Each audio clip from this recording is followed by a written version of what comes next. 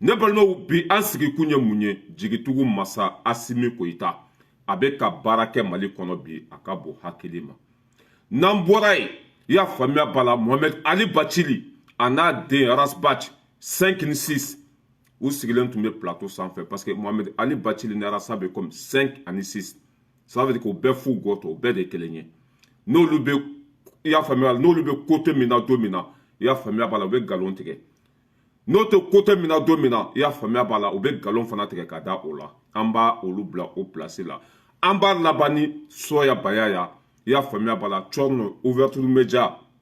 olu ye Jo Dama wele n'o ye Tatapon ka n'o ye Tatapon ninnu ka mɔgɔ dɔ ye o y'o fana wele o y'a dan tigɛ Soya Bayaya tun ye min ye i y'a faamuya bala arapɛrɛya hukumu kɔnɔ an bɛna an da don o la k'o walawala ne balimaw an bɛ jigitugu masa fo président min b'a fɔ k'a kɛ Asimi don président min nana sɔrɔ lakana tiɲɛnen don n'a ye lakana segin a danbe kɔnɔ Asimi don président min nana sɔrɔ ji tɛ maliyɛnw bolo n'a ye dɔ bɔ a ka sara la ka don ji la Asimi don président min nana sɔrɔ minɛn tɛ dɔgɔtɔrɔso kɔnɔ i y'a faamuya bala a ye minɛn san ka bila kɔnɔ Asimi président min nana sɔrɔ jalisi machine o tɛ an bolo a ye jalisi machine san ka bila an ka dɔgɔtɔrɔso kɔnɔ ka tila ka jalisi centre 2 jɔ i y'a faamuya bala olu bɛ santé la Asimi Goïta de y'o kɛ président min nana i y'a faamuya bala usine 20 ani kɔ olu bɛ santé la olu jɔtɔla don Asimi Goïta de bɛ ka nin bɛɛ kɛ président min nana sɔrɔ i y'a faamuya bala Faransi bɛ ka molobaliya kɛ an na Mali tun ye Faransi de ta ye i y'a faamuya président tun tɛ Mali kun na molobaliya sugu bɛɛ tun bɛ kɛ anw na Faransi fɛ Asimi nana a ye fu siri o dan na ka Faransi gɛn ka bɔ yen i y'a faamuya bala ka Mali segin a danbe kɔnɔ jihadisiw k'u kun ci k'u da fara ka avion san ka di anw ka armée ma ka anw ka armée bila condition kɔnɔ an b'o bila ka taa jɔn ta personne an t'o bila dɛ wa politiciens tun ye fɛn fɛn tiɲɛ Asimi bɛ ka bɛɛ réparer bi politiciens de ye anw ka terrain ko ka mago sa k'a kɔ jeni k'a ɲɛ jeni i y'a faamuya bala hali a nɛgɛw k'a bɛɛ feere k'anw ka usines anw ka entreprises k'a bɛɛ tiɲɛ politiciens de y'a kɛ anw ka terrain bɛ wuli bi Bamakɔ fo Kayi o bɛ ka kɛ jɔn tile la Asimi ji bɛ don kɔ la dɔɔni dɔɔni de Asimi filɛ nin ye ka baara min kɛ san 1 kɔnɔ ni tɔ ninnu tun y'a kɛ san 60 in kɔnɔ sisan tun b'a sɔrɔ Mali kɛra Dubaï ye o de la an bɛ ka fɛn caman ye différence caman de ye ani fanga tɛmɛlen ɲɔgɔn cɛ quoi san 1 i y'a faamuya bala terrain wulila san 1 terrain wulila Mali terrain a bɛ bɔ Bamakɔ bi fo Kayi n ye vidéo kunkurunin dɔ kɛ sɔrɔ ka bila groupe sanfɛ dɔw bɛ dɔw b'a dɔn k'u ka parti ta tiɲɛtɔ la don u ka politiciens u satɔla don parce que ni nin terrain wulila politiciens bɛ kɛ samiyɛbɔ ye tuguni parce que olu de ye Mali terrain ko ka don galama la an ye vidéo kunkurunin kɛ ka bila WhatsApp groupe kɔnɔ dɔw bɛ ka nɛni kɛ k'o tuma ko terrain bɛ boli ka don ne kɔnɔ dɛ terrain bɛ boli ka taa min ko sow jɔlen bɛ terrain bɛ bɔ Bamakɔ bi fo Kayi i b'a ye ɲadimi don kɔnɔdimi tɛ anw tɛ galon tigɛ dɛ terrain bɛ bɔ Bamakɔ bi fo Kayi Ras Balayira de ko ten Ala ka barika don Asimi na denmisɛnnin fitinin san 39 a banna wari la mun kosɔn a danbe kosɔn a banna bɛndiya la mun kosɔn a danbe kosɔn a banna nin bɛɛ la mun kosɔn faso kosɔn Mali bɛ ka segin a danbe kɔnɔ a ka bon hakili ma an ka terrain ko baara banna pewu terrain bɛ bɔ Bamakɔ fo Kayi politiciens tun ye terrain ko min i y'a faamuya bala ka filenkolon ci ka dagakolon ci i y'a faamuya bala ka maliyɛnw bila ka taa chômage la Asimi terrain la wuli jigitugu masa an b'i kɔ fo saya n'i ma Ala bila an t'i bila n'i ma tiɲɛ bila anw t'i bila baara waɲa ka ɲi a ka bon hakili ma an dusu bɛ ka suma an bɛ ka lafiya hɛrɛ bɛ ka don an bɛ ka bonya diɲɛ fantan ani 4 bɛɛ lajɛlen na jɔn tile la Asimi i ko ka d'an ye kojugu walahi taa n'a ye dɛ i bɛ cogo min na fana to ten kana kuma ni kuma na o bɛ solution sɔrɔ i la ni kuma na o bɛ minɛ cogo sɔrɔ i la ale tɛ kuma ale bɛ baara de kɛ i b'a ye fana i bɛ k'a fɛ jagoya jigitugu masa baara waɲa ka ɲi terrain wulila i y'a faamuya bala courant ko o ɲɛnabɔra i y'a faamuya bala avion sanna ka di sɔrɔdasiw ma i y'a faamuya bala sɔrɔdasiw i y'a faamuya bala u ka kan bɛ ka sigi fan bɛɛ ji ko t'u la wari ko t'u la kɔngɔ t'u la minɔgɔ t'u la nin bɛɛ bɛ ka kɛ de tile la Asimi baara waɲa ka ɲi an b'i fɛ fɔ lahara train bɛ bɔ Bamakɔ bi fo Kayi bɛɛ bɛ n'a ye i y'a faamu an bɛ tɛmɛ ka bɔ yen an balimakɛ dɔ bɛ Espagne yan'an ka taa ɲɛfɛ an k'o ka fɛn jouer an kana ɲina an k'an balimakɛ lamɛn. Assalamu alaikum grand frère. Cogo di ça va somɔgɔw don kɔrɔ baasi t'i la denbaya don kɔrɔ baasi t'a ma alhamdulillah. Voilà bon ne ye Madu Kulubali de ye quoi ko n bɛ to k'i ka vidéo suivi quoi kosɛbɛ n b'i ka vidéo caman lajɛ bon n dun n'i ka page kɔnɔna na n ye nin numéro in ye bon je ne sais pas n'i bɛ se ka n ka vocal in n'i b'a ye n'i t'a ye vraiment n'i y'a ye n'i y'a ye a bɛ diya n ye quoi n'i y'a lamɛn vraiment bala yira aw bi jija n'aw ma kuma aw passeport Mali passeport ko kan aw minnu kumakan bɛ taa yɔrɔ jan anw degulen dɔn dɛ anw degulen dɔn dɛ mɔgɔ camanba de bɛ ka bɔ ne ka papier la mɔgɔ camanba de bɛ ka perdre ka papier la ne yɛrɛ b'a position de la tan n b'a dɔn n b'a kɛ cogo cogo n ka passeport donnen dɔ u b'a la ko 2 mois soit 3 mois an yɛrɛ t'a dɔn an bɛ fɛn fɛn kɛ. Bon n b'a lajɔ yan pour que vidéo kana janya n bɛ filanan fana k'a la. Assalamu alaikum grand frère ça va baara yɔrɔ dɔn kɔrɔ baasi tɛ nɔ alhamdulillah. Bon en fait ne ka carte n'a problème t'a la bon n ka passeport sisan a bɛ ni ma fila kalo kelen sɔrɔ ka ban bon ni weleli yɛrɛ kɛ toujours b'a la. Bon nin ye an dɔgɔnin dɔ ye a ye vocali ci ma a hinɛ ye minɛ. Parce que u ka baara bɛ ka tiɲɛ Espagne kɔnɔ mun kosɔn Mali passeport nɔfɛ n y'a ɲininka ko kɔni problème tɛ carte nina la a ko foyi t'a la a y'a ka passeport ladon bientôt 1 mois passeport ma sɔrɔ ni passeport tun t'i bolo i tɛ Europe sɛbɛn sɔrɔ ni passeport t'i bolo n'a y'a sɔrɔ i ka sɛbɛn date banna bilahi ça veut dire que e bɛ kɛ sans papier ye quoi faut que passeport ka k'i bolo i bɛ sɔrɔ ka t'i ka sɛbɛn récupérer n'a fɔra ko anw denw bɛ ka sɛgɛn tunga la nin cogo la. Franchement, Espagne kaw hali bi ya ante sabe ka ante fɛn fɔ a ma fɔlɔ quoi ne yɛrɛ de bɛ na n ka aradaru bila Espagne kɔnɔ Espagne ambassade kɔnɔ mun de gɛlɛya bɛ mun de tɔɔrɔ bɛ mun de bɛ k'a to ni maliyɛnw bɛ ka sɛgɛn passeport nɔfɛ n bɛna o enquête daminɛ sa n bɛna n ka aradaru bila i y'a faamuya b'a la Espagne Mali consul min bɛ Espagne kɔnɔ n bɛna n ka aradaru bila ye mun de bɛ k'a to ni maliyɛnw tɛ k'u ka sɛbɛn sɔrɔ lafiya la mun de bɛ k'a to ni maliyɛnw bɛ sɛgɛn passeport ko nɔfɛ. Petitini ko problème t'a ka carte nina la foyi t'a la ka sɛbɛn bɛɛ ka ɲi a ye passeport don bientôt 1 mois a dɛsɛra k'a ka passeport sɔrɔ a ka sɛbɛn dun dati banna a ka sɛbɛn dun bɛ préfecture la n'a ma taa ni passeport sɛbɛn tɛ sɔrɔ a sigilen bɛ yen jɔn de bɛna wari d'a ma bi jɔn de bɛna a ka so sara cɛ juru bɛna kari mɔgɔw la ni juru yɛlɛla Europe kɔnɔ bilahi i tɛ bɔ a dingɛ kɔnɔ fo ka diɲɛ wuli. Ni juru yɛlɛlila yan bilahi n'i ye kalo kelen kɛ i ma baara kɛ so b'i tɔgɔ la i y'a faamuya b'a la dépenses b'i kan bilahi e bɛ cɔrɔn ka taa fɛ de i tɛ bɔ parce que e bɛ wari min yɛrɛ sɔrɔ o tɛ bɔ ni juru nana fara o kan e b'i sa cogo la an bɛ min ɲini an ka ɲɛmɔgɔw fɛ nin ye an balimakɛ de an dɔgɔnin fitinin bilahi ne yɛrɛ y'a ye k'a fɔ cɛ fo ɲɛji bɔra quoi u sɛgɛnnen dɔ bi passeport ko nɔfɛ. An b'a ɲini Mali autorité fɛ Espagne an ka ɲɛmɔgɔ minnu bɛ yen i y'a faamuya b'a la a ye maliyɛnw ka sɛbɛnko a y'a baara ta ba la i y'a faamuya b'a la k'a baaraw teliya n'u ka passeport date banna n'u taara déposer a kana tɛmɛ 1 semaine kan 2 semaines k'a ko ka teliya walasa u kana taa i y'a faamuya b'a la bila sans papier ya la quoi a b'a ko teliya walasa u kana taa bila sans papier ya la franchement ça fait mal hein. Mɔgɔ i ma dɛsɛ Europe papier la fo anw ka passeport ko ça c'est pas bon comme an tɛ kuma ten hali bi an bɛna enquête bila fɛn min bɛ ka gɛlɛya fɛn min bɛ ka to ni mɔgɔ bɛ ka sɛgɛn Espagne passeport ko la an bɛna ko bɛɛ ɲɛɲini k'a sɛgɛsɛgɛ k'a kungun n'a ɲɛɲɛ k'o dɔn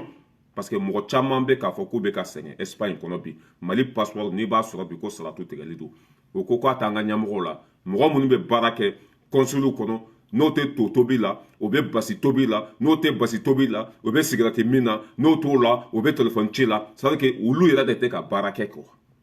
sinon ju tɛ ɲɛmɔgɔ la dɛ mɔgɔ minnu bɛ baara kɛ consul kɔnɔ olu de ka foutaise barika ka bon ani baara ntanya mais ni ala na kira sɔnna an bɛna an ka aradaru bila consul kɔnɔ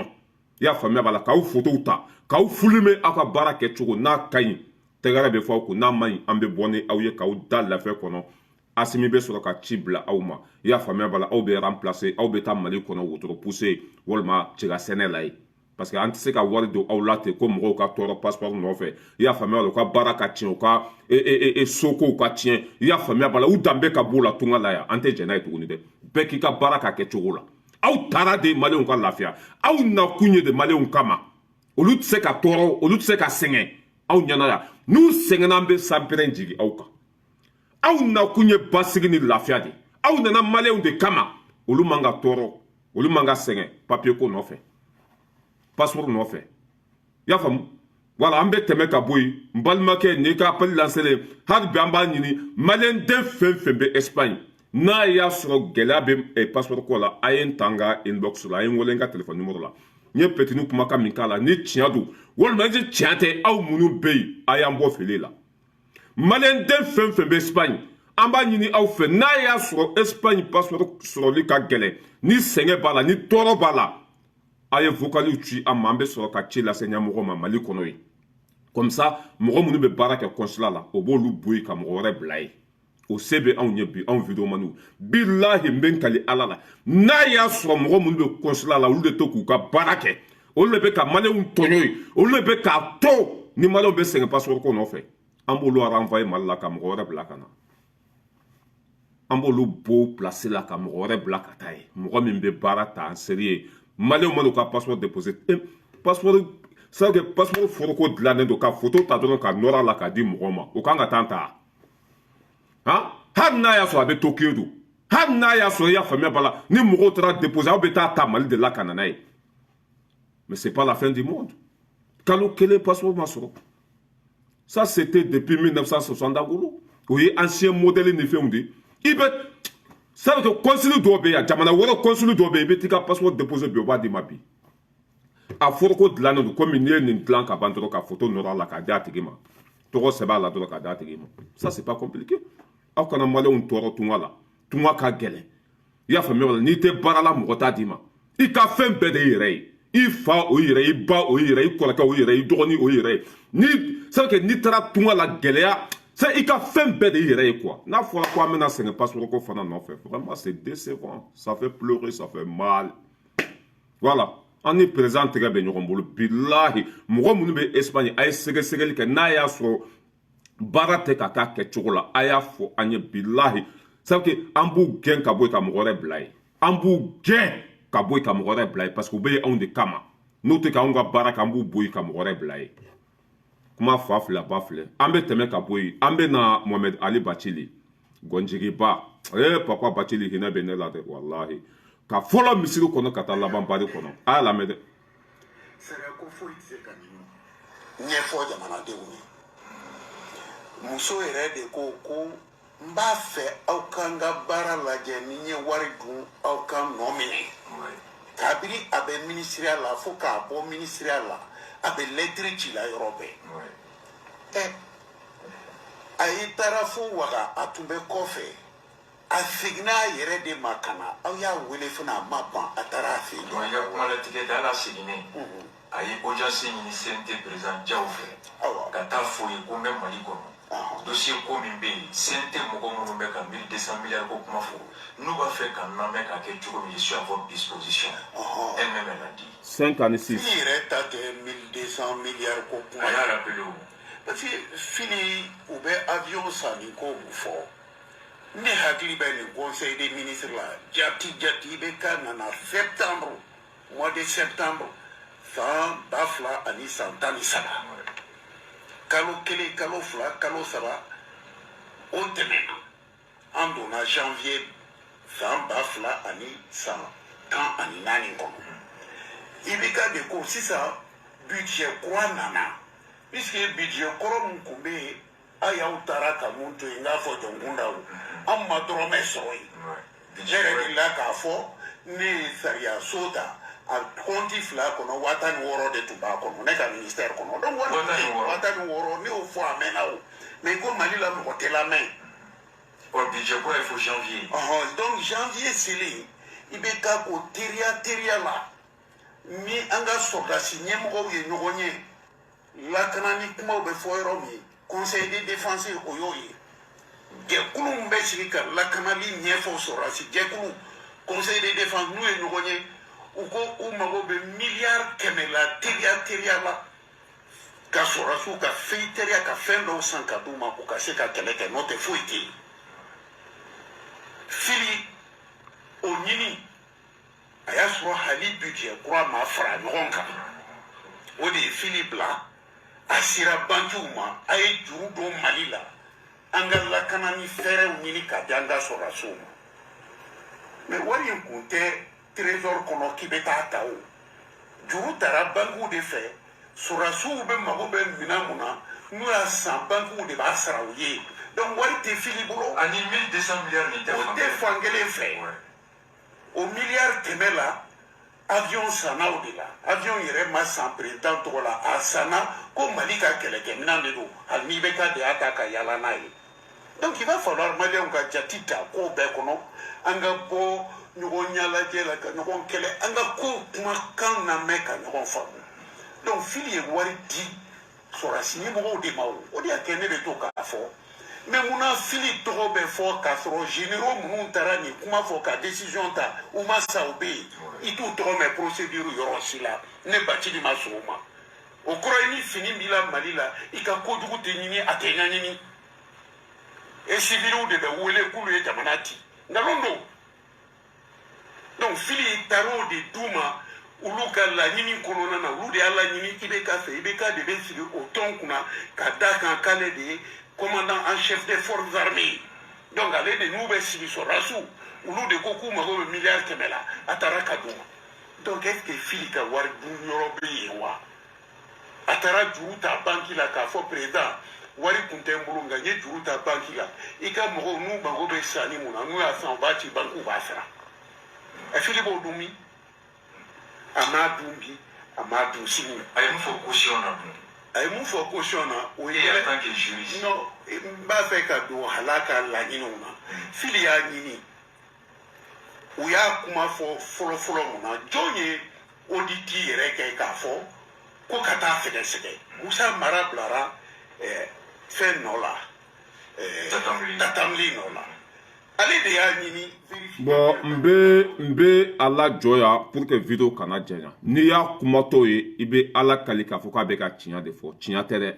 nin sɔrɔsiw ma place d'a ma o de la a bɛ taa da don nin ko sugu ninnu na fili ma nin kɛ fili aw de ma e ni den de ma fɔ aw ɲɛ yan ko avion coulé au sol ko miliyari 1000 ni kɔ k'u y'a wari suɲɛ aw de ma fɔ yan ni fili tun ma fɛn kɛ a bɛ taa kaso la ni preuve tun tɛ yen a bɛ nin waati kɛ kaso la ah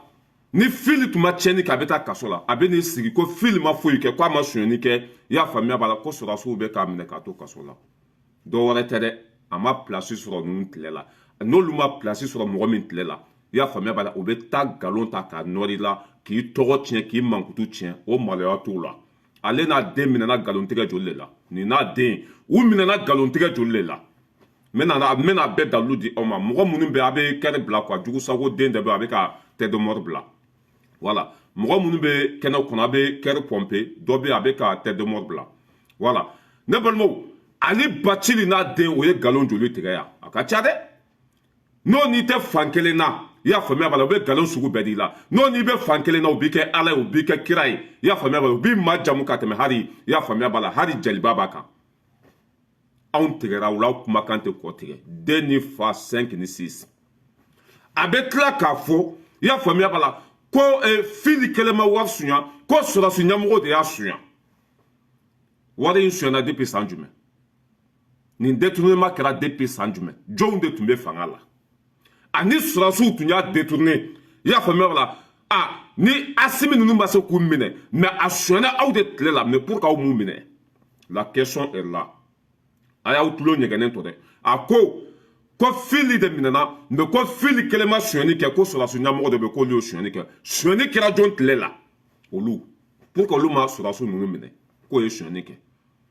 Papa Bacili a kɛra aw bolo donko ni donkoma de n'i y'a don ka taa ɲɛfɛ i fa bɛ sa n'i y'a don ka taa kɔfɛ i ba bɛ sa n'i tora donbali i na lahara kɔlɔn jimi maa si tɛ aw dalakan ta tuguni ka baara kɛ n'a ye parce que n'aw da ma don tulo la i y'a faamuya b'a la a bɛ juguya ta ka fanga sɛgɛrɛ ni gato ma tila i y'a faamuya b'a la aw bɛ ko sugu bɛɛ kɛ walasa gato ka tila ni gato tɛ tila dɛ aw bɛ taa retraite la de ka taa tulonkɛ kɛ n'aw mɔdenw ye aw kumakan tɛ ci ka ciya cɛ nin ye kumasulu de ye quoi nin ye kumasulu de ye nin ye maloya de ye e cɛkɔrɔbatɔ ka t'i sigi ancien ministre de justice a ye mun kɛ Mali kɔnɔ foyi a ye zon joli de minɛ foyi n'o nana sigi bi ko Asimi ninnu dɛsɛra ko sɔrɔdasi ɲɛmɔgɔ minnu ye sonyani kɛ Fili nɔfɛ o ni Fili jɛra kan ko Asimi ninnu ma se k'o minɛ k'o taara Fili de minɛ mais nin bɛɛ kɛra aw ka waati de la mais pour k'aw mun minɛ i yɛrɛ ka kuma ko sɔrɔdasi ɲɛmɔgɔw b'u la sɔrɔdasi ɲɛmɔgɔw b'u la e b'o kalama sonyani kɛra waati min na e m'i ka duloki bɔ k'i jɔ ka kɛlɛ kɛ walasa o bɛ se ka minɛ cogo min na aujourd'hui tu viens nous dire que ko n'o Asimi sera ka Fili de minɛ mun ma sɔrɔdasi ɲɛmɔgɔw minɛ justice min bɛ yen bi o ka fisa ni e ye zon bɛ ka wari lasegin bi sonyani bɛɛ kɛra aw de la mɔgɔ ma taa kaso la mɔgɔ ma minɛ kiiri ma boli mɔgɔw kan i y'a faamuya b'a la ɲɛmɔgɔ ninnu de ye Mali ci o kɛra aw de tile la e ye mun baara kɛ o waati la question est là ne y'a fɔ ni ma sigi yɛrɛ ma fɛn bɛ yɛlɛ e la ɲin tɛ fɛn min da kɔnɔ ne y'a fɔ e ni ma panpan dabila i bɛ taa bin tulu kalaman kɔnɔ an b'i ta k'i ɲimi siɲɛ kelen e si bɛ yɔrɔ min na e man ka hakili sɔrɔ i y'a faamuya b'a la ka taa forow la k'i dabɔ nin ko ninnu na aw bɛna mun de fɔ anw ye diɲɛlatigɛ la aw mɔgɔ kelen ninnu de y'a fɔ ko ninnu de ye sonyani kɛ bi aw da tɛ tulu la ko non k'u ma sonyani kɛ wɔrɔnya bɛ min danbe bɛ min mais ko a ka bon hakili ma quoi c'est à dire que n'olu bɛ don min na o b'o don dɔrɔn de dɔn mais kunun min tɛmɛna o hakili tɛ jigin o la nin ye kumasulu de ye Mali cira aw de tile la jamana nafolo sonyana aw de tile la mɔgɔ ma taa kaso la mɔgɔ ma ɲangi wari ma segin foyi mais bi wari bɛ ka segin mɔgɔ bɛ ka taa kaso la e man k'i ɲɛ jɔ maliyɛnw ɲɛna surtout ka t'i sigi ka kuma tɔɔrɔ min bɛ anw kan aw de nɔ don n'i y'a ye ninnu fariyana ka miliyari ba kelen ni kɔ détourné o y'a dɔn k'a fɔ nafa tɛ aw de la o y'a dɔn k'a fɔ aw yɛrɛ ye zonw de ye mais Asimi tile la o tɛ se ka kɛ o an ka kɛ sɔrɔdasi ɲɛmɔgɔ minnu ma sɔrɔdasi ɲɛmɔgɔ minnu ye tiɲɛni kɛ n'u ma minɛ caman bɛ ka wari segin debi la o mais aw tile la mun seginna foyi ministre de la justice an ka sɔrɔdasiw y'u yɛrɛ faga ka jadisi ɲɛmɔgɔw fana minɛ ka t'u di Ali Bacili ma k'a k'u don kaso la a y'u bila nin bɛɛ ma kɛ yan cɛ kuma da t'aw bolo aw ɲugun bɛ mɔgɔw la mɔgɔw tigɛra aw la hali n'aw sera ka kuma mɔgɔ si t'a ta parce que aw tɛ tiɲɛ bɔ aw da kɔnɔ n'aw tɛ ko min na i y'a faamuya b'a la a bɛ nkalon sugu bɛɛ da o ko la mais n'aw bɛ ko min na i y'a faamuya b'a la aw b'olu ka nkalon kɛ tiɲɛ ye an y'o bɛɛ dalilu ye yan e bɛ taa min e ni den bɛɛ 5 ni 6 de ye aw bɛɛ bɛ nkalon tigɛ wa c'est à dire n'aw bɛ ko min na dɔrɔn i y'a faamuya b'a la aw b'o ko majamu n'aw da baara ye k'a sɔrɔ kɛwale tɛ yen n'aw bɛ ko min na don min na i y'a faamuya b'a la a b'o mais a tɛ passer Mohamed Ali Bacili n bɛ nin kumakan k'a la k'a yir'i la k'a fɔ n ma bin kan i tɛ tiɲɛ fɔ n bɛ n'o fana yir'i la mais c'est ça an bɛ ɲɔgɔn na yan a y'a lamɛn dɛ Mohamed Ali Bacili kelen in don min na i y'a faamuya b'a la sɔrɔdasiw bɛ IBK bɔ yen mɔgɔw y'a ɲininka i y'a faamuya b'a la comment ça s'appelle place de indépendance la ko nin ye coup d'état de ko ça c'est pas un coup ko coup d'état tɛ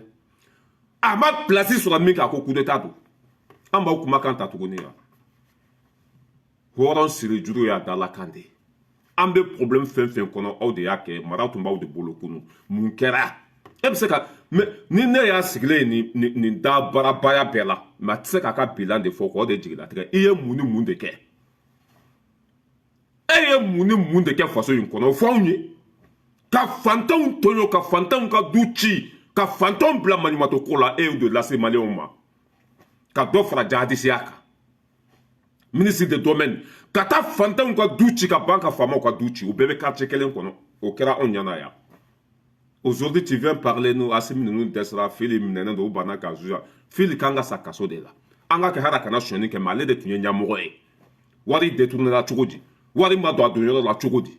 pourquoi wari ma k'a kɛ cogo ye ni du tiɲɛna dutigi bɛ ɲininka ni dugu tiɲɛna dugutigi bɛ ɲininka ni jamana tiɲɛna jamana ɲɛmɔgɔ de tɔgɔ bɛ fɔ Fili tun bɛ jɔyɔrɔ min na ale de tun ye responsabilité ye ale de tun ye ɲɛmɔgɔ ye wari tununa k'ale de to yen wari sonyana k'ale de to yen ale de bɛ taa kaso la ani mɔgɔ minnu y'a kɛ ɲɔgɔn fɛ u bɛ wari lasegin sinon a tɛ bila ka bɔ kaso la kuma fa n'a ba filɛ a kana dɔrɔmɛ kelen yɛrɛ sonya mais c'est lui qui était le responsable ale de tun ye ɲɛmɔgɔ ye ale de tun ye i y'a faamuya b'a la wari kɔlɔsibaga ye wari bɔra cogo di en tant que ministre des Finances wari tɛ se ka bɔ cogo si la ni e t'a kalama jamana nafolo tɛ se ka buruja cogo si la ni tɛ a kalama n'i ye maa ɲɛnama ye n'i b'i ka jamana fɛ n'i tɛ zon ye en tant que ministre des Finances jamana wari bɛ se ka bɔ cogo di ka taa don manamana ko la e t'o kalama e m'o kɛlɛ kɛ e ma foyi kɛ mais c'est toi le grand voleur kuma fa na ba filɛ wari min suɲɛna e yɛrɛ ka kuma ko sɔrɔsi ɲɛmɔgɔ dɔw y'a dun mais fili tun bɛ min pour ka fili m'o kɛlɛ kɛ pour ka fili ma démissionner cɛ bɔgɔ tɛ siɲɛ ka kɛ mɔgɔ si ɲɛna yan bɔgɔ vɛri tɛ kɛ mɔgɔ si de ɲɛna bɛɛ kunkolo b'i kan da la ka miiri ni danbe tun bɛ fili la fili ma wari suɲɛ i y'a faamuya b'a la a tun b'a kɛlɛ kɛ wari taara di mɔgɔ minnu ma wari kɛra cogo di a donna min jamana kɔnɔdenw ka wari aw y'a don min n'a ma k'a kɛcogo la fili tun kan ka kɛlɛ kɛ n'i bɛ k'a kɔnɔ fili nin dabila i kana kɛlɛ kɛ a to u ka suɲɛ fili tun kan ka bɔ a pilasi la ka démissionner ka bɔ yen mais wari suɲɛnen ni bi cɛ fili ye mun kɛlɛ kɛ a nɔ b'a la a nɔ de b'a la a sen b'a la a da b'a la a bɛ sa kaso la a tɛ bila a tɛ juger a ni min falen b'i ba sinji la a t'a bɔ kaso la ninnu tile ka fisa n'aw tile ye i y'a faamuya la mamadu kasɔnkɛ ye baara min kɛ e ma kɛ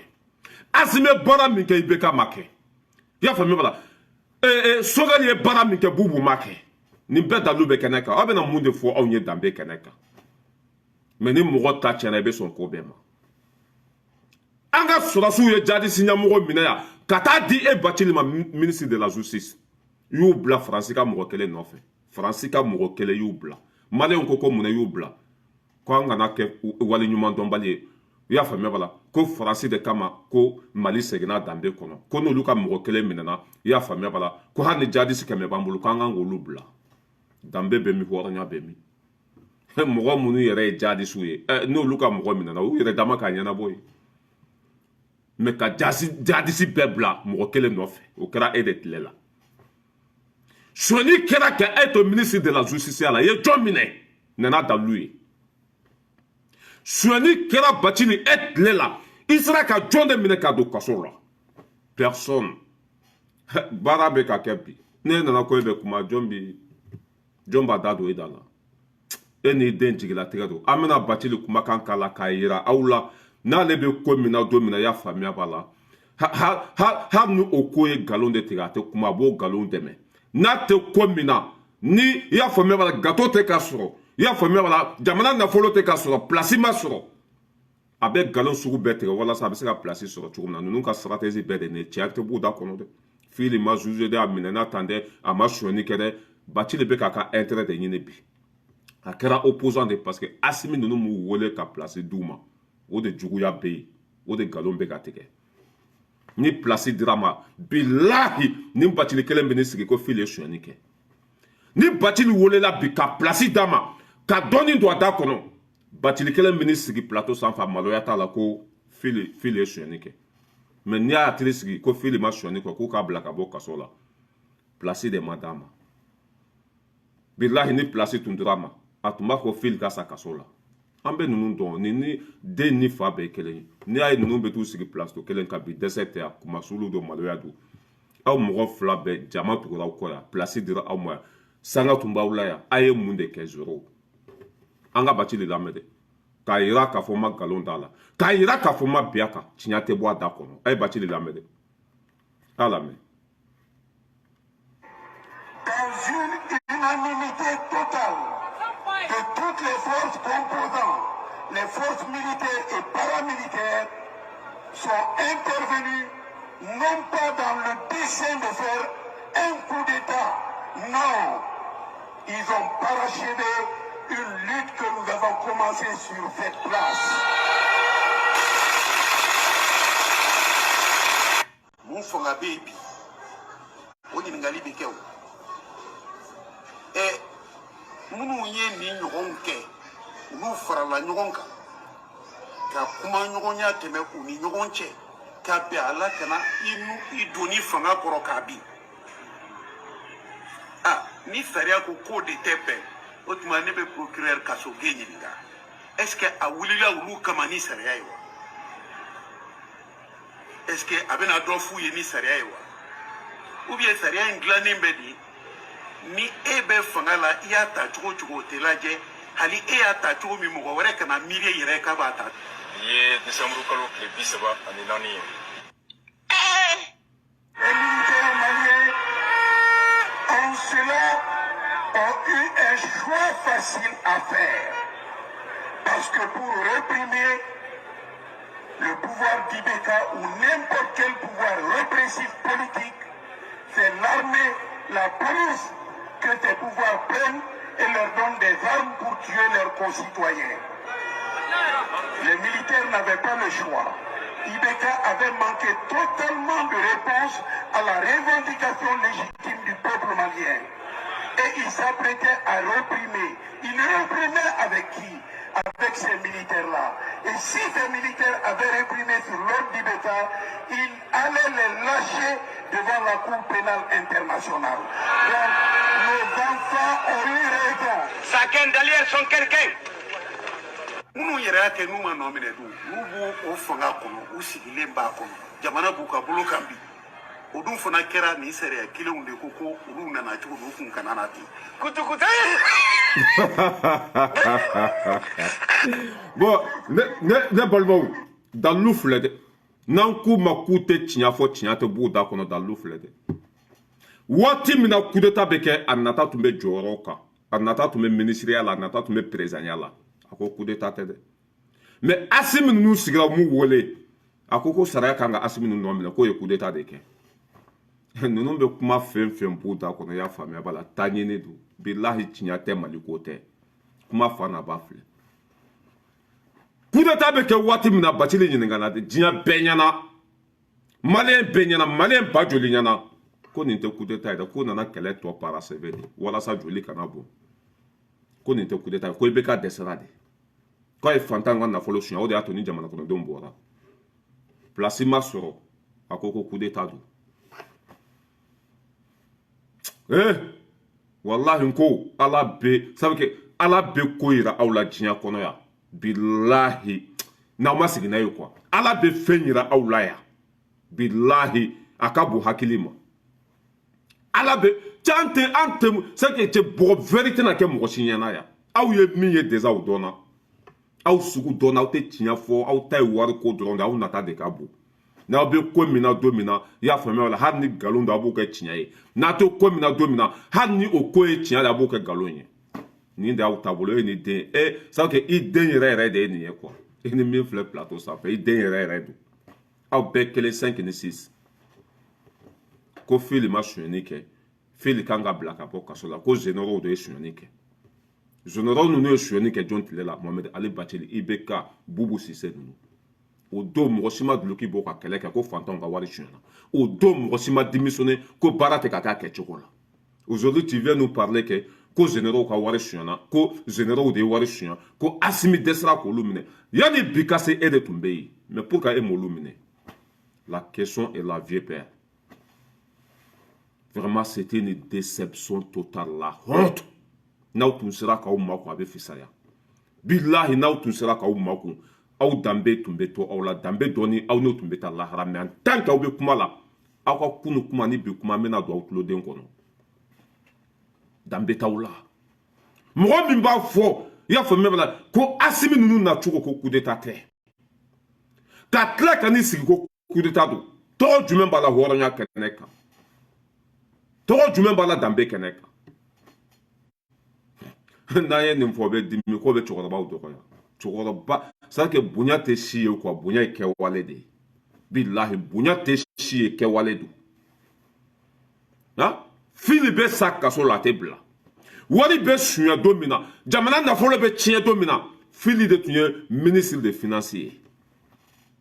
ale de tun sigilen bɛ jamana kɛsi kun na kan ka wari bɛɛ taafa ɲini k'a dɔn fɔlɔ yan'a k'a signé a ye nin wari bɔ a ye nin bila ka taa an fɛ an ye sɛki ye yan Fili ye comme an t'a dɔn ko 900 millions k'a y'a di a dɔgɔkɛ ma walima a burankɛ ma o fɛn bɔra y'a minɛ waati ne nana sigi ko ma tiɲɛni kɛ Bacili cɛ a ye sabali a ye maliyɛnw bonya n'i ye k'i yɛrɛ mago sa i ma fanga sɔrɔ bi mais sini i bɛ se ka fanga sɔrɔ n'i tora i danbe kɔnɔ i ma kɛ ɲɛmɔgɔ ye bi mais sini i bɛ se ka jɔyɔrɔ sɔrɔ mais ni e ko i ma jɔyɔrɔ sɔrɔ i bɛ bɔ ka nkalon tigɛ i y'a faamuya b'a la k'a kɛ juguya ye i bɛ k'i yɛrɛ mago de sa a ye sabali aw ka sigi aw yɛrɛ ma sinon aw bɛ ka taa cogo min na bilahi c'est décevant e n'i den bɛɛ i den tun bɛ yan ko buwa k'a bila o nana i sigi tuguni ko buwa ka ɲi u bɛɛ de kelen c'est que ale yɛrɛ de den ye arasa ye a ni arasa bɛɛ 5 ni 6 de u bɛɛ c'est que o bɛɛ joli kelen o bɛ sɔn ko bɛɛ ma nafolo nɔfɛ a y'a fɔ Bacili ko ale kumakan tɛ ciga ci yan tuguni a ka taa foro la a k'a dabɔ politiki la foyi tɛ kalifa ale la tuguni hali bilakoro ka bugo tɛ kalifa ale la tuguni a k'a dabɔ politiki la a ka taa foro la a si bɛ ɲini ka se san 80 ma mun nata bɛ yen tuguni aw tɛ yɛlɛma misiri kɔnɔ k'aw ta kɛ alabato ye a b'a fɔ cu bi a b'a fɔ can bi da bɛ mugu bɔ da bɛ ɲɛɲɛ bɔ aw de y'a fɔ aw ɲɛ ko fili ninnu ye sonyani kɛ aw de y'a fɔ aw ɲɛ ko IBK nɔfɛmɔgɔ bɛɛ k'a bɛɛ tiɲɛni kɛ aw de y'a fɔ aw ɲɛ e ni den ko sɔrɔdasiw ka wari sonyana sinon aw tun t'a kalama aw de nana n'a ye yan bi n'aw ko non ko fili ma sonyani kɛ en tant que le responsable ɲɛmɔgɔ jamana nafolo bɛ ka buruja e ma démissionné e ma kɛlɛ kɛ e ma plainte don o kama e ni zon bɛɛ de ye kelen ye hali n'i ma sonyani kɛ e ni zon bɛɛ ye kelen ye e wa a kan ka minɛ fana a kan ka to kaso la kuma fa n'a ba filɛ komi Mali la fɛn de tɛ yen sinon Bacili ka nin émission filɛ i bɛ Bacili wele kiri la e bɛ ka kuma min fɔ dalilu bɛ min bilahi ni jamana ɲɛnama don Bacili kan ka wele ko fili k'a bila k'a ma sonyani kɛ k'a ma foyi kɛ muso bɛ kaso la k'a ye sonyani kɛ Bacili tɛ sigi k'o ma fɛn kɛ ni kiri bɛ Mali la Bacili kan ka wele bi bɛɛ mais kiri tɛ yen mɔgɔ ko de bɛ yen ni kunkolo ka bon e tɛ wele fantanw de bɛ minɛ jamana ka muso minɛ k'a ye sonyani kɛ Bacili ka fɔ k'a ma sonyani kɛ ko bin de kɛra a kan mais kiri tɛ yen sariya tɛ yen tiɲɛ tɛ yen ni tiɲɛ bɛ yen ni sariya bɛ yen ni zuzuw bɛ s'u ka baara la u kan ka Bacili wele k'a ɲininka a ka na ni preuve ye muso ma sonyani kɛ mais foyi tɛ kɛ Bacili la ni ne ye n sigi ka Afiriki lajɛ quoi ko masoli ko don dɔw bɛ minɛ dɔw tɛ minɛ dɔw bɛ kuma jugu fɔ o tɛ minɛ dɔw bɛ kuma ɲuman fɔ o bɛ minɛ muso bɛ kaso la bientôt 2 ans n'a tun ma fɛn kɛ a bɛ to kaso la wa Bacili bɔra k'anw ka kiiritigɛlaw bɛɛ dɔgɔya ka jamana bɛɛ dɔgɔya ko muso ma foyi kɛ ko bin kɛra kan ko mɔgɔ minnu ye sonyani kɛ ko tɛni b'o olu la k'olu tɛ se ka minɛ k'olu ye généraux ni kumandaw ni fɛnw ye ko dalilu b'ale bolo k'olu de ye sonyani kɛ mais ko bin taara kɛ fili de kan généraux bɛ se ka sonyani kɛ ni fili ma wari labɔ généraux bɛ se ka sonyani kɛ ni fili ma sɔn ni wari bɔli ye wa ministre des finances n'i ma sɔn wari tɛ bɔ n'u ko bɛ wari labɔ diyagoya i bɛ démissionner n'u ko bɛ wari labɔ diyagoya i b'a fɔ jamana kɔnɔdenw ɲɛ mais fili ye mun de kɛ jamana nafolo bɛɛ burujara ka fili to yen ni e ko ko o tɛ zon ye tɔɔrɔ de bɛ e kan dimi de bɛ e kan hɛni de bɛ e kan e ma place de sɔrɔ ani tiɲɛ bɛ ka bɔ i da kɔnɔ kelen tɛ dɛ ni e tun ye place sɔrɔ i tɛ nin kuma sugu fɔ ni gâteau tun dir'i ma i tɛ nin kuma sugu fɔ ni dɔɔni tun donna e da kɔnɔ i tɛ nin kuma sugu fɔ mɔgɔ min y'a to M5 ɲɛmɔgɔya la i bɛ k'a wele su fɛ ka taa 10 millions d'a ma fo a ɲinana a ka téléphone kɔ an b'o tigi jate den modèle jumɛn ye zéro à la base i k'i hakɛ to kuma na fɔ cogo ni ne tun bɛ e place la en tant que le chef de M5 an bɛ kɛlɛ la ko Buwa k'a bila Buwa kana dan k'an wele dɛ hali n'a ye jati privé de bila k'a ka taa nɔfɛ n tɛ kuma ma se ko n ka wari minɛ mais e y'o bɛɛ kɛ yan tɔgɔ jumɛn b'aw la o de la ni ne ye ninnu kumatɔ ye kɔ hinɛ de bɛ ne la kɔ olu bolo ko maliyɛnw sara de o bɛ kojugu kɛ maliyɛnw tun tɛ yen olu bolo ko maliyɛn bɛɛ banabagatɔ de foyi t'an kunkolo kɔnɔ an tɛ miiri wa ni ko kɛra an bɛ ɲinɛ a kɔ quoi ne ta c'est à dire que ninnu bɛ maliyɛnw minɛ cogo di kɔ k'an bɛɛ kɛ lagatɔ ni dangatɔ ye kɔ han e tun bɛ ka IBK gɛn waati min na o IBK ka e wele ka 10 millions d'i ma non mais ko den ni fa bɛɛ kɛlɛ olu de taara fara ɲɔgɔn kan surɔ ka taa kuma plateau la mɔgɔ t'u lamɛn mɔgɔ ka sira t'u la bɛɛ tigɛlen b'u la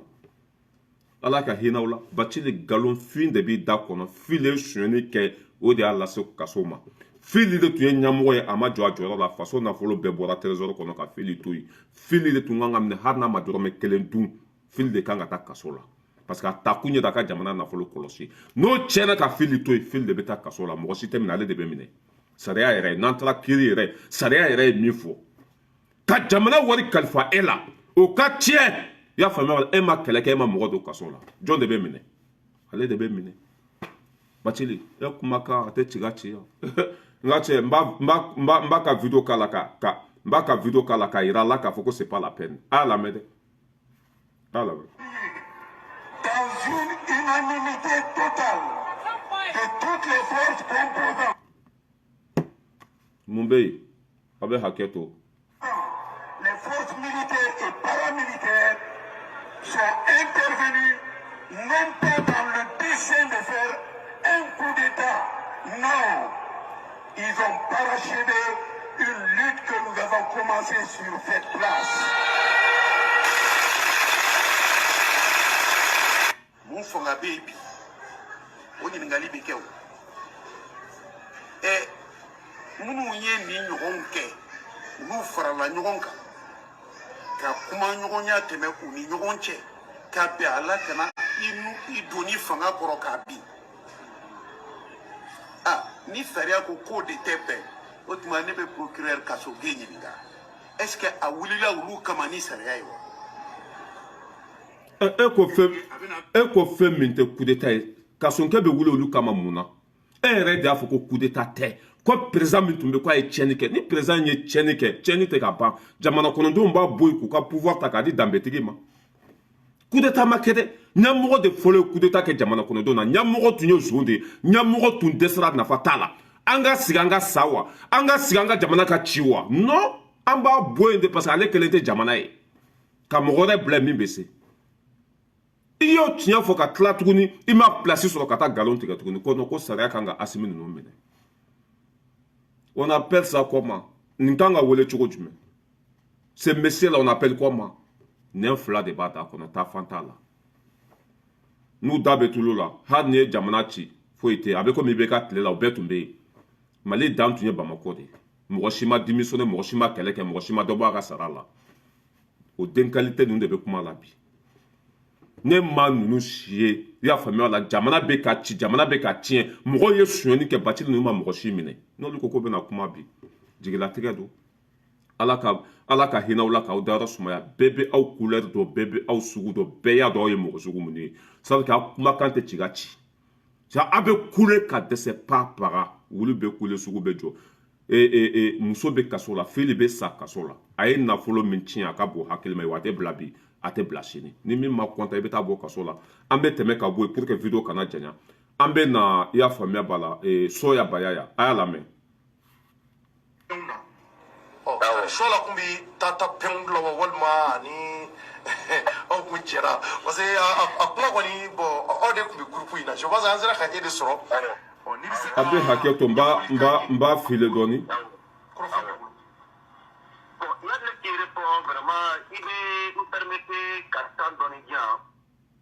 abe haketo mba file doni sola kumbi tata penglo walma ni o kunjera parce a plan koni bo o de kumbi groupe ina je pense anzera ka ede soro ni se ka nyafoli kanyi akoka krofa bulu bon il y a qui répond vraiment il est nous permettez carton doni dia vous m'avez qu'à donner à Nichola. Bon, parce que vous m'avez Nichola, nous ne Kanoubaouye, nous Kanou. Adam Nichola, Chola, ne Chola Kanou, parce que Chola est né, depuis Chola Magat Karamoué. Ah, de Magat Karamoué et à Kanou. Depuis Chola Magat Karamoué, Chola de Chola, après, il est Kalake, mais de pas Magat Karamoué, Chola Kanou, Chola Thierry, Chola Thierry. de Kataponi, Ali Shoraka, Musofola Maraji, ne pas porter Zila, pas porter Zila. Donc, on te bila couille. On te bila couille. Pour la plastique, on a Shona, à la canine à Bala, avec un sobi, ne avec une apathy. Parce qu'on a fait Karamoué, Kaka a été soro, le transport a fait Sola Bembuna, Kanando Bembuna, à Coronda Dogo Bembuna. Ali sola kalandu ali gabi koru ne de se ka taa sola la kunu 3h du matin kan kunu fa ye Allahu akbar donc o teriya b'an ɲɔgɔn cɛ bon a filanan ye ne yɛrɛ den filanan dɔ tɔgɔ dalen don sola la e den filanan tɔgɔ dalen b'a la awɔ ne denkɛ filanan parce que ne tun bɛ ka siyaya halilu bɛ diyan ne tun bɛ k'a ɲɛɲini parce que ma kulonkɛ diinɛ ko la parce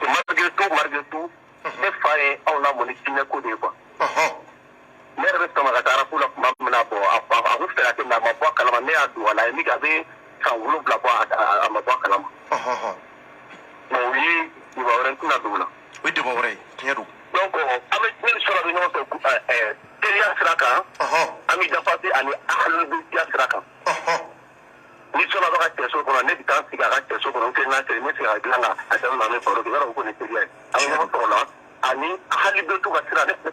k'a ɲɛɲini donc fɔlɔ i y'a se k'a expliquer ne ye 3 ans de kɛ yanni n ka faamuyali kɛ parce que ne ye mɔgɔ min miiri recherche kɛ n tɛ kun kɛ après vraiment n sɔnna hali bɛ to ka sira ye donc ne muso la yɛrɛ ye voyage dɔw yɛrɛ kɛ ka taa hali bɛ to dugu yɛrɛ la o ye sɔnna ka yɔrɔ ye bon Bourg-Mawel fana filɛ nin ye n y'a kanu ne ma deli ka Bourg-Mawel ye ɲɛ la ne bɛ Bourg-Mawel ye de Facebook kan n terikɛ dɔ bɛ ko Buwa a bɛ autogare la a bɛ pièces feere Buwa Jakite n terikɛ dɔ Buwa Jakite Buwa Jakite bon n y'a fɔ ko soir la n ko Buwa Jakite n ko ne bɛ ka transition tɛ fan n ko jeune dɔ bɛ yen sisan u ka ca dɔ bɛ Tayiruba u ka ca Jawara u ka ca mun bɛɛ dɔn quoi mais minnu b'a tɔgɔ si tɛ sisan parce que n'u bɛɛ su dogo don m'u ka fɛnw lamɛn n kelen bɛ Bourg-Mawel n kumara Mali armée kan n ko maliyɛn bɛɛ dusu bɛ da n y'a kanu kojugu ale ko awɔ ko mais ko a ye dɔ tɔgɔ fɔ ne ye o tun y'ale ka karodala ye quoi ko mais ko o kɛ a tɔgɔ nin bɔra n kɔ ko Bourg-Mawel kɔrɔkɛ de n ko alhamdulillah n ko mais n ko un jour n ko m'a ɲini k'a tigi kite quoi parce que depuis anw yɛrɛ ko daminɛ depuis aw yɛrɛ fu daminɛ depuis anw yɛrɛ ko daminɛ n'o ye Tata depuis 98 an ka album fɔlɔ de kɛra 99 pardon 2015 de an yɛrɛ ko daminɛ mais an y'a album fɔlɔ bɔ 98 mais awɔ bon anw ka message bɛɛ tun ye mun ye coalition ka kɛlɛ ka bɔ Mali la yan an bɛ min sɔrɔ an k'o kɛ k'an ka fɛnw gérer an k'an yɛrɛ bɔ impérialisme kɔnɔ en même temps a message fana ye min ye an ka valeur culturelle n'a fɔ ma ko an danbe kɔrɔ ka dɔgɔ bonya dɔgɔ ka kɔrɔ bonya muso ka cɛ bonya ɲɔgɔn dɛmɛ i b'a faamuya n'o b'a fɔ k'an ka valeur culturelle k'o fana kankɔrɔta ni objectif ba de tun bɛ Tata Faw bolo donc hali wajibi tɛ tɛmɛ nin kan jamana kanu an ka valeur culturelle ani jamana ka yiriwa donc an ka kan donc Bourg-Mawel de y'o fɛn na donc n y'a kanu ka sɔrɔ n'a ye parce que ni Mali sɔrɔsiw n'u tun y'u fa n'u ye Ala ka hinɛ an ka sɔrɔsiw la minnu fatura mais IBK ka temps na je ne suis pas contre IBK mais j'étais contre son système de gestion ne bɛ sɔrɔsiw tapé en masse a bɛɛ n'a kɛ don o don ne bɛ ka sira fɔ komi tigitigi ko denmisɛnnin a tɔ la ne fɔra ko sɔrɔsi kama fara fɛ n'i y'a fɔ de ko komi ko nana o mɔgɔ si kana fɔ fɔ ye vraiment seginna quoi parce que n'a fɔra n ye hali a bɛ na tɛ écouter Allahu akbar et quand n b'a dɔn ko mɔgɔ b'a sen bɔ n'o ye Faransi ye alhamdulillah Ala ye ko dɔ kɛ Tata Faw ye nous on était en avance sur notre temps anw kubera dɔra kojugu anw ye fɛn dɔw dɔn jamanatigi dɔ bɛ yen a ko ko ko i b'a sɔrɔ ko opposition de Tata Faw ka kuma la a y'an kɛtigi kɛ a y'a ye ko non ko opposition t'an kɔfɛ u ye ɲininkali ko denmisɛnninw bɛ kilasi jumɛn na ko bɛ ekɔli kalan jumɛn kɛ parce que an ka fɛn lamɛn ta tun ye philosophie ye et surtout la philosophie marxiste d'accord qui est contre l'exploitation de l'homme par l'homme donc personne n'a ni fɛn min ye n'o ye souveraineté sur tous les plans donc a diyara ne yɛrɛ jo dama ye ne bɛ tradition soutenir o de kama n ye Bourg-Mawel n mago bɛ yɔrɔ min na tɛ ka ban ne ye mɔgɔ fila kanu olu bɛ ɲɔgɔn na n terikɛ n terikɛ n'o sɔnna Baya Jara ni Bourg-Mawel bon vraiment a ma diya ne ye kosɛbɛ quoi mais an bɛ fɛ k'a dɔn est-ce que réellement choix la tun bɛ fɛn na voilà an mago b'o yɔrɔ dɔrɔn de la quoi awɔ bon n y'a mɛn sisan n y'a ye fɛnɛ u fara ɲɔgɔn kɔ bon maintenant kuma caman fɔra mais Ala ka jisuma ka fura ye bon a ka question réponse ye min ye sisan Sola Baya Jara bon a ma deli ka dɔnkili da Tata Faw nɔfɛ a ma deli ka dɔnkili da Tata Faw nɔfɛ Sola Baya Jara tun ye Tata Faw ka fans club il était le président de la coordination de tous les fans clubs de Tata Faw du Mali. Il était président de coordinateur de tous les fans de Tata Pon kuma bana peu cɛ y'a validé soya baya tun ye Tata Pon ka mɔgɔ de dɔnkilidala tun don dɔnkɛla tun don parce que fan club bɛɛ ka président tun y'ale de ye o b'a yira k'a fɔ a tun bɛ tɔn in kɔnɔ rappel tun don kuma fa na ba filɛ pour que vidéo kana janya Jo Dama bɔra ka valider parce que ale de tun ye fan club mɔgɔw ka président ye rappel tun don wa walima rappel tɛ Buma bɛ le min fɔ tiɲɛ don Cɔnɔ yɛrɛ delila k'a fɔ ko rappel tun don Aras Jali y'a fɔ i y'a faamuya b'a la ko rappel tun don Jo Dama n'o ye Tata Pon ninnu ka lasigiden dɔ ye o bɔra ka valider ko so y'a tun ye i y'a faamuya b'a la coordinateur mɔgɔ bɛɛ ka ɲɛ fan club mɔgɔw ka président ye o b'a yira k'a fɔ ko rappel tun don dɔnkilida tun ka d'a ye ayiwa fani bɛɛ lajɛlen ka président tun ye ale de ye kuma fa n'a ba filɛ foyi tɛ da nin kan Buma bɛ le min fɔ tiɲɛ tun don rappel tun don dɔnkɛla tun don n'a bɛnn'i ma o don n'a ma bɛn i ma ni sankolo b'i bolo i b'a bila ka jigin kuma min fɔra soso cogo t'a la o de la n y'a fɔ ni maliyɛn ye kuma fɔ dɔrɔn bilahi traci de ye quoi maliyɛn tɛ kuma fɔ a kun fɛ ten dɛ ayiwa Soya tun ye dɔnkɛla ninnu bɛɛ ka ɲɛmɔgɔ de ye